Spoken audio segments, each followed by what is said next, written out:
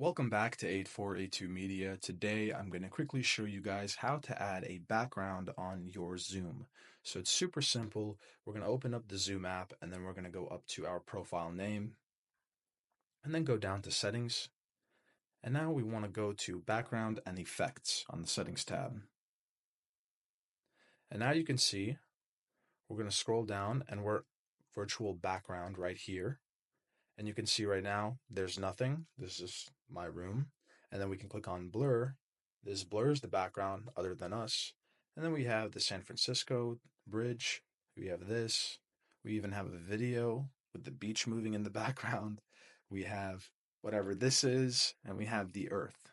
And so that's how you create a background on Zoom. So thank you guys for watching. All you have to do is click on one of these, and then that's it. And then once your meeting starts, this will be your background. So I hope you have a good day, and I hope this helped.